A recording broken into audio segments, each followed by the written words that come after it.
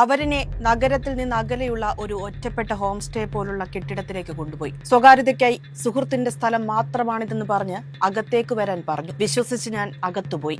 എന്നാൽ അകത്ത് കയറിയ ഉടനെ യാതൊരു സംഭാഷണവുമില്ലാതെ അദ്ദേഹം എന്നെ ബലമായി ലൈംഗികമായി സമീപിച്ചു. ഞാൻ വ്യക്തമായി എതിർത്തിട്ടും സമയം വേണമെന്ന് പറഞ്ഞിട്ടും അയാൾ എന്നെ ആക്രമിച്ചു. ആവർത്തിച്ചെതിർത്തിട്ടും അയാൾ എന്നെ ക്രൂരമായ രീതിയിൽ പീഡിപ്പിച്ചു.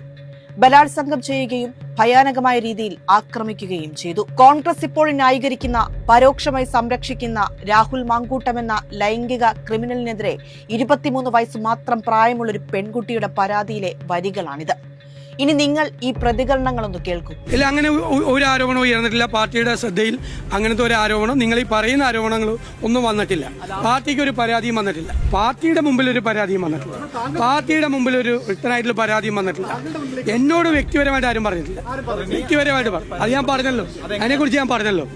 വേറെ വ്യക്തിപരമായിട്ട് ആരും എന്നോട് പരാതി പറഞ്ഞിട്ടില്ല. യാതൊരു കാര്യത്തിനും അഭിപ്രായ ഐക്യമില്ലാത്ത KPCC പ്രസിഡന്റിനും പ്രതിപക്ഷ നേതാവിനും എന്തുകൊണ്ടാണ് ഇക്കാര്യത്തിൽ ഐക്യമുണ്ടായത്? എന്റെ അടുത്ത് ഇത് സംബന്ധിച്ച് ആരും ഒരു പരാതിയും രേഖാമൂലമോ വാക്കാലോ ഒരിക്കലും പറഞ്ഞിരുന്നില്ല. ഇതാണ് അതിനുള്ള മറുപടി.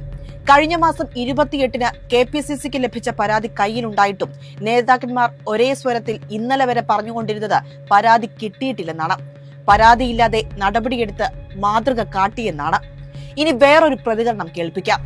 ഒളിഞ്ഞും തെളിഞ്ഞും അദ്ദേഹത്തെ ആരൊക്കെയാണോ കോൺഗ്രസ് പാർട്ടിയിൽ നിന്ന് സഹായിച്ചത് അവരെല്ലാം അവരുടെ നിലപാടുകൾ മാറ്റി ചിന്തിക്കണം. കാരണം ഇത്തരം വ്യക്തികളെ ഒരിക്കലും ന്യായീകരിക്കാൻ ആരും തയ്യാറാകരുത്. പൊതുവെ ഒരു ചൊല്ലുണ്ടല്ലോ, നാറിയവനെ ചുമന്നാൽ ചുമന്നവരും നാറും. വാർത്തയാകുന്നതിന് മുന്നേ തന്നെ KPCCക്കും കോൺഗ്രസ് നേതാക്കൾക്കും രാഹുലിനെതിരെ പരാതി ലഭിച്ചിരുന്നു. അത് ഞാൻ പല ഫോറങ്ങളിൽ പറഞ്ഞിട്ടുണ്ട്. അത് ഞാൻ ഇന്ന ആളെയാണ് ഇന്നതാണെന്നുള്ള രീതിയിൽ പറയുന്നില്ല. എൻ്റെ വിഷമങ്ങൾ ഞാൻ പലയിടത്തും ഷെയർ ചെയ്തിട്ടുണ്ട്.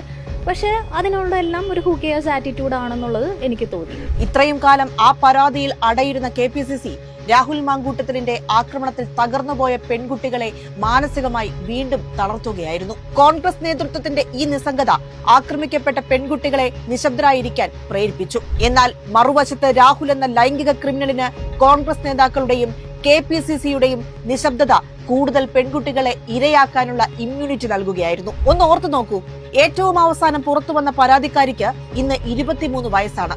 2023-ലാണ് തന്നെ ആക്രമിക്കുന്നതെന്ന് പരാതിയിൽ പറയുന്നു. അന്ന് പെൺകുട്ടിക്ക് 21 വയസ്സ്.